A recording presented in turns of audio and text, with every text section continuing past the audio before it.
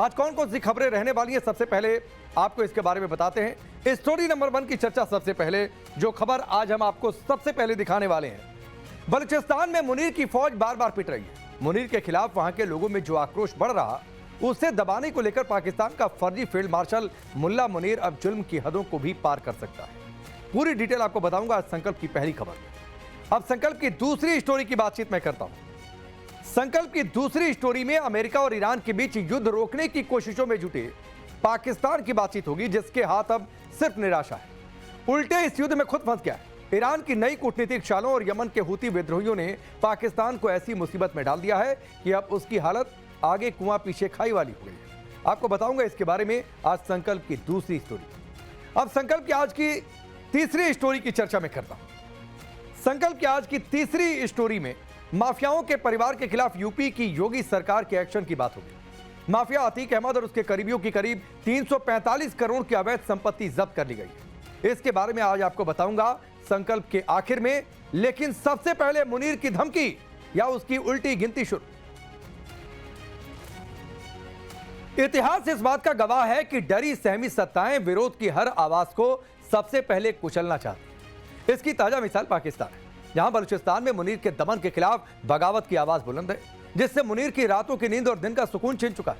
उसके सपने में भी बलोच लड़ाके आ रहे हैं। ऐसे में अब मुनीर की फौज बीएलए पर कहर बरपाने की तैयारी में। मुनीर ने बलूचिस्तान में कड़े सैन्य कार्रवाई को लेकर धमकी भी दी है। बलूचिस्तान में बुरी तरह पिट रहे मुनीर की घबराहट और बौखलाहट की आखिर वजह क्या है, देखिए इस रिपोर्ट। बलूच लड़ाकों ने पाकिस्तान के फर्जी फील्ड मार्शल मुल्ला मुनीर की फौज की नाक में दम कर रखा है। मुनीर के खिलाफ बलूचिस्तान के लोगों के दिलों में नफरत सुलग रही है, लेकिन मुल्ला मुनीर उनकी मांगों को मानने की बजाय धमकी पर उतर आया है। मुनीर की फौज आने वाले दिनों में बलूचिस्तान में अलगाववादी और उग्रवादी गुटों के खिलाफ कड़ी कार्रवाई कर सकती है। बलूचिस्तान में जो हालात हैं उसे लेकर मुल्ला मुनीर के साथ पाकिस्तान के वजीर आजम शहबाज शरीफ के माथे पर भी चिंता की लकीरें साफ झलक रही है। शायद अब उन्हें भी पता है कि हालात को संभालने में बहुत देर कर दी और अब बलूचिस्तान उनके हाथ से निकल गया है। एक तरफ मुल्ला मुनीर बलूचिस्तान में सैन्य कार्रवाई की तैयारी में है, तो दूसरी तरफ शहबाज शरीफ बलूचिस्तान के अवाम के जख्मों पर अपनी फरेबी बोल का मरहम लगा रहे हैं। लेकिन अब तय है कि बलूचिस्तान उनके चंगुल से आजाद होकर ही मानेगा।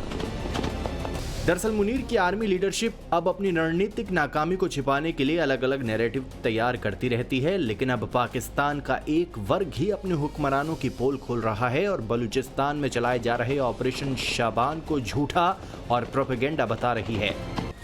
पाकिस्तान इस समय अपने सबसे बुरे दौर से गुजर रहा है। इस हालात में भी पाकिस्तान के हुक्मरान समाधान निकालने के बदले झूठ और भ्रम फैलाने में व्यस्त हैं और अपनी नाकामियों का ठीकरा भी भारत पर फोड़ रहे हैं। लेकिन दशकों से पाकिस्तान के हुक्मरानों ने बलूचिस्तान के संसाधनों को लूट कर अपनी तिजोरियां भरते रहे। ऐसे में अब बलूचिस्तान के अवाम ने इस्लामाबाद के जालिमों से निजात पाने की ठान ली है। Bureau report, times now Bharat. Yemen के विद्रोही हुतियों से इस वक्त जंग में उलझे सऊदी अरब ने मुनीर के ऐसे कान मरोड़े हैं कि उसे बिरादर के खिलाफ बंदूक उठाने के लिए ही मजबूर होना पड़ा। सऊदी अरब के साथ डिफेंस पैक्ट में फंसे पाकिस्तान ने यमन के हुती विद्रोहियों को सीधी चेतावनी दे दी, लेकिन यमन में हुतियों के खिलाफ उतरने का मतलब सीधे ईरान से दुश्मनी मोल लेना। अभी पाकिस्तान में जो हालात हैं उसमें शहबाज और मुनीर के लिए ईरान को नाराज करना भी भारी पड़ सकता है। ऐसे में ईरान की नई कूटनीतिक चाल में पाकिस्तान किस तरह फंस चुका है, देखिए इस रिपोर्ट। पाकिस्तान ने आखिरकार ऐलान कर ही दिया कि वो ईरान के खिलाफ जंग लड़ने से भी गुरेज नहीं करेगा। मिडिल ईस्ट में अपना दबदबा बनाए रखने के लिए हूतियों ने जिस तरह सऊदी अरब को टारगेट पर लिया, पाकिस्तान को न चाहते हुए भी इस्लामिक बिरादर ईरान के खिलाफ ऐलान करना पड़ रहा है। दरअसल यमन के हूती विद्रोहियों को मुख्य रूप से ईरान और लेबनान का हिजबुल्लाह समूह समर्थन देता है। ईरान इन विद्रोहियों को पैसे, आधुनिक हथियार जैसे ड्रोन और मिसाइलों के साथ फौजी ट्रेनिंग भी देता है ताकि वो मिडिल ईस्ट में अपना प्रभाव बढ़ा सकें।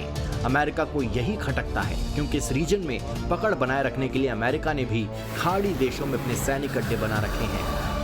ईरान को घुटनों पर लाने की अमेरिका की प्लानिंग को मीडिएटर बनने का ड्रामा करने वाला पाकिस्तान भी परवान नहीं चढ़वा पाया। लिहाजा अपने आका अमेरिका और डिफेंस पैक्ट वाले सऊदी अरब के लिए पाकिस्तान के सामने अब जंग में कूदने की मजबूरी आ खड़ी हुई है। मुनीर की फ्लॉप डिप्लोमेसी को आवाम कोस रही है।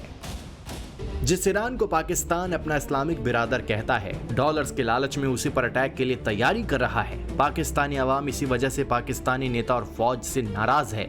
इस नाराजगी पर से ध्यान भटकाने के लिए मुनीर की प्रोपेगेंडा ब्रिगेड वक्त वक्त पर भारत के नाम का भी इस्तेमाल करती रहती है।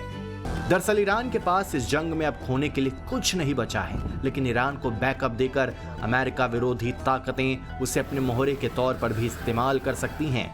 पाकिस्तानी मीडिया में हल्ला यही है। माफिया अतीक अहमद की अवैध संपत्ति पर योगी सरकार ने शिकंजा कस दिया। प्रशासन ने अतीक अहमद और उसके करीबियों की करीब 345 करोड़ की अवैध संपत्ति जब्त कर ली। ये संपत्तियां प्रयागराज से लखनऊ तक फैली हैं। साथ ही अतीक अहमद के अलग अलग बैंकों के 13 खातों में जमा करीब 1 अरब 13 करोड़ से ज्यादा की संपत्ति भी जब्त की गई। योगी आदित्यनाथ सरकार के इस एक्शन से माफियाओं में खौफ फैला है। देखिए स्पेशल रिपोर्ट।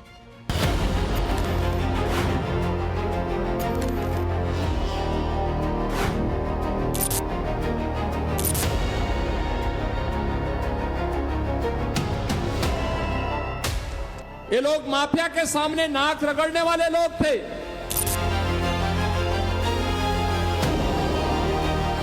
हम लोगों ने कहा था माफिया को मिट्टी में मिलाएंगे और मिला करके दिखा दिया।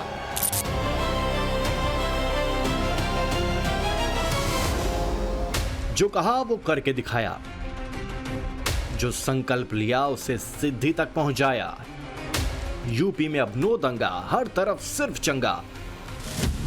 यूपी में यही योगी की गारंटी है, यही योगी सरकार का फॉर्मूला है। तभी तो एक एक कर माफिया मिट्टी में मिलते गए, गुंडाराज का खात्मा होता गया। क्या अतीक और क्या मुख्तार, सब मिट्टी में मिल गए। इनकी माफियागिरी का साम्राज्य ध्वस्त हो गया। इनके अवैध कब्जों को मुक्त कराकर गरीबों में बांट दिया गया। लेकिन इनके पाप की लिस्ट इतनी बड़ी है कि इनके काले साम्राज्य की कुछ ईंटें आज भी बची हैं। जो लेटेस्ट खबर है उसके मुताबिक माफिया अतीक अहमद गैंग के जरिए अवैध रूप से कब्जाई प्रॉपर्टी पर बड़ी कार्रवाई हुई है। गैंगस्टर एक्ट के तहत प्रशासन ने इनकी 345 करोड़ रुपए की प्रॉपर्टी जब्त की। प्रयागराज, कौशांबी और लखनऊ में 18 अवैध संपत्तियां जब्त की गई हैं। इसमें जमीन, मकान, गाड़ियां और बैंक खातों की रकम शामिल है। ये प्रॉपर्टी अतीक अहमद, उसकी पत्नी शाइस्ता परवीन, भाई अशरफ, उस्मान और अफरोज के नाम पर थीं। मैं समझता हूँ ये बहुत सही कदम है, ठोस कदम है तथा ऐसे कदम उठाए जाने से जो माफिया हैं, जो बड़े गैंगस्टर्स हैं और जिन्होंने अवैध संपत्तियां खड़ी कर रखी है, अवैध साम्राज्य खड़ा कर रखा है, उनकी जो एस्पिरेशंस हैं, उनकी जो आगे की प्लानिंग है, उस पर रोक लगती है और उस पर एक प्रहार है। अतीक अहमद के मरने के बाद से लगातार उसके अवैध कब्जे और संपत्तियों के खिलाफ कार्रवाई की जा रही है। अब तक अतीक अहमद की तकरीबन 11,000 करोड़ से अधिक के अवैध साम्राज्य को या तो कुर्क कर दिया है या फिर ध्वस्त कर दिया है। मतलब क्लियर है, योगी राज में माफिया तो खत्म हो ही रहे हैं, साथ ही साथ उनके अवैध इतिहास को भी मिटाया जा रहा है। 27 की चुनावी तैयारियों के बीच सीएम योगी ने कई मौकों पर इस बात का जिक्र भी किया है। 17 में जब मैं आया था तब क्या स्थिति थी? यहां पे भय था, दहशत था। उस समय की सरकार के कुछ मंत्री अपने आप में भय और दहशत के प्रतीक बने हुए थे। हर जिले में एक माफिया, हर थाने में समाजवादी पार्टी का कोई गुंडा या उसका गुर्गा वसूली करता था। तहसीलें वसूली के अड्डे बने हुए थे। हर जनपद में माफिया की समानांतर सरकारें चलती थी। हम लोगों ने कहा था माफिया को मिट्टी में मिलाएंगे और मिला करके दिखा दिया। माफिया अतीक अहमद की हाल में जब्त अवैध संपत्तियों की पूरी लिस्ट देखिए। इनमें सबसे ज्यादा महंगी संपत्ति फूलपुर तहसील स्थित झूंसी के हवेलिया की है। इसकी अनुमानित कीमत 123 करोड़ है। ये जमीन अतीक के पिता और भाइयों के नाम पर है। वहीं कटका में शाइस्ता के नाम पर 81 करोड़ की जमीन, लखनऊ भैंसोरा में 31 करोड़ की संपत्ति, कौशाम्बी कोइल्हा में 24 करोड़ की जमीन, 13 बैंक खातों में जमा 113 करोड़ 61 लाख रुपए।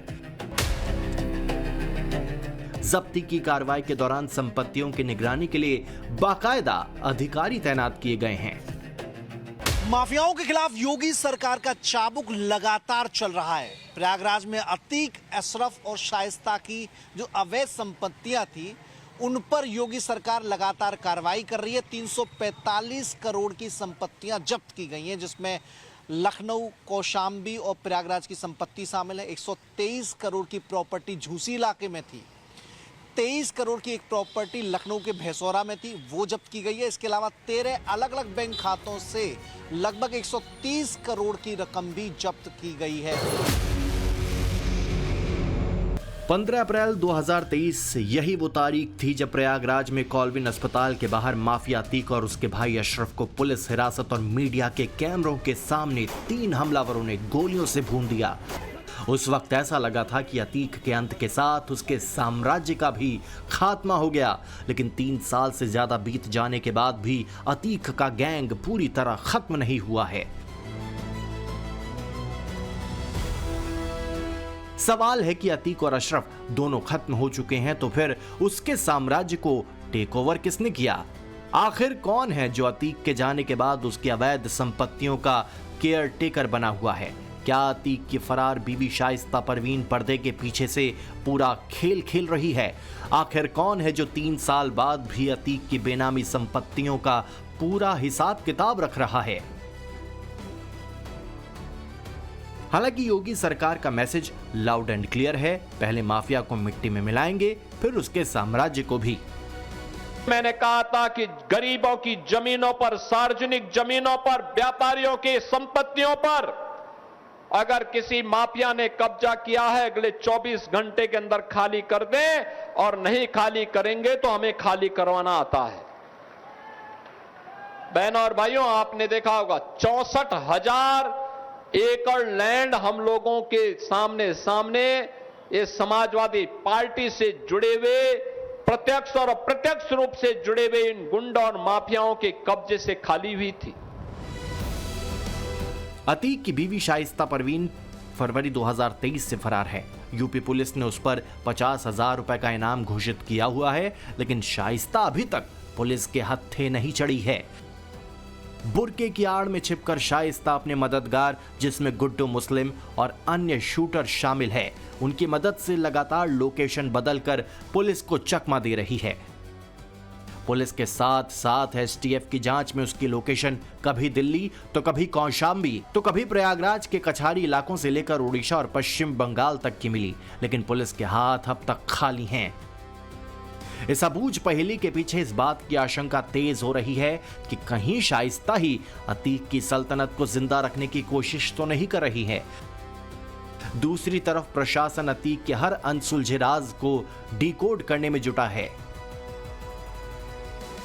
लगातार जो माफिया राज का नेटवर्क है उसे ध्वस्त करने की कवायद योगी सरकार कर रही है, प्रयागराज पुलिस कर रही है, और उसी मुहिम के तहत ये कार्रवाई की गई है ताकि शाइस्ता अपने गैंग को दोबारा जिंदा करने की कोशिश न करे और उसे जो आर्थिक रूप से राहत मिल रही है उसको रोका जा सके। और ये कार्रवाई अभी थमी नहीं है, इसके अलावा कुछ और बेनामी संपत्तियां हो सकती हैं जिनकी जांच प्रयागराज पुलिस कर रही है। इसके अलावा कुछ और खाते हो सकते हैं जिनमें करोड़ों की रकम जमा हो सकती है। तो लगातार जो एक्शन अतीक, अशरफ और शाइस्ता पर किया जा रहा है वो आने वाले दिनों में जारी रहने की संभावना है। वैसे भी माफिया अतीक और भाई अशरफ मिट्टी में मिल गए, बेटा असद भी नहीं रहा। खानदान में बेटे उमर अली और बीवी शाइस्ता परवीन बची है, जो अतीक के नाम को जिंदा रखने की कोशिश में है। इनमें भी अली जेल में है, उमर मुकदमे झेल रहा है और शाइस्ता फरार है। ऐसे में सबसे ज्यादा शक शाइस्ता पर ही है, सारा हिसाब किताब वही देख रही है। पिछले दिनों खबर आई थी कि अतीक की प्रॉपर्टी बेची जा रही है। अब अतीक के गुर्गों में इतनी हिम्मत तो नहीं है कि वो बिना अतीक के परिवार की सरपरस्ती के उसकी अवैध कब्जाई हुई जमीनों का सौदा कर सके। हालांकि हाल ही में एक तस्वीर सामने आई थी आबिद प्रधान की। जैसे गुड्डू मुस्लिम अतीक का शूटर था, वैसे ही आबिद प्रधान भी अतीक के खास शूटर्स में से एक है। आबिद प्रधान को पिछले महीने जून में जमानत मिली थी। आबिद प्रधान जब जेल से रिहा होकर आया तो उसका एक वीडियो वायरल हुआ था। महज 25 सेकंड के इस रील के जरिए अतीक का शूटर आबिद प्रधान लोगों के बीच ये संदेश पहुंचाना चाहता है कि वो आ गया है। रील पर बाकायदा कैप्शन भी लिखा था, इलाहाबाद किंग आबिद प्रधान भाई, और नीचे लिखा है वेलकम भाई। आबिद की जमानत पर पूजा पाल ने आशंका जताई है कि आबिद प्रधान के जेल से बाहर आने के बाद उसके समर्थक और नेटवर्क से जुड़े लोग फिर सक्रिय हो सकते हैं और राजूपाल हत्याकांड से जुड़े केस के दूसरे गवाहों के लिए अब खतरा और बढ़ गया है। हालांकि योगी के राज में योगी फोर्स के सामने अब माफिया दोबारा सिर उठा पाएंगे, इसकी संभावना बेहद कम है, क्योंकि योगी यूपी की जनता को यह आश्वासन देते तो दिखाई पड़ते हैं कि गुंडे, अपराधी और माफिया उनके राज में पनप नहीं सकते। एक दिन यूपी के डीजीपी, और देखो डीजीपी भी कब लेके आए, जिस दिन रिटायरमेंट के ठीक समय में वो मेरे पास एक फाइल लेके आए। तो मैंने कहा ये क्या है, मैं सोचा कि हो सकता है कि वो अपना एक्सटेंशन का लेकर के आए होंगे। तो मैंने कहा ये क्या है, तो उन्होंने कहा साहब जो है आप फॉरेंसिक इंस्टीट्यूट की बात कर रहे हैं, यूपी पुलिस की ही लैंड है लेकिन एक माफिया का कब्जा है। तो मैंने कहा ये तो हमारा सबसे प्रिय विषय है।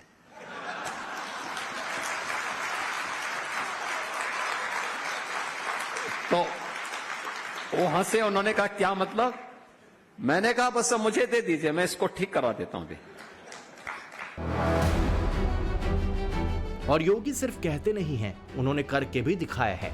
रही बात आबिद प्रधान के इस वायरल वीडियो की, रही बात अतीक के गैंग IS 227 के दोबारा सक्रिय होने की संभावना की, तो ये संभव नहीं।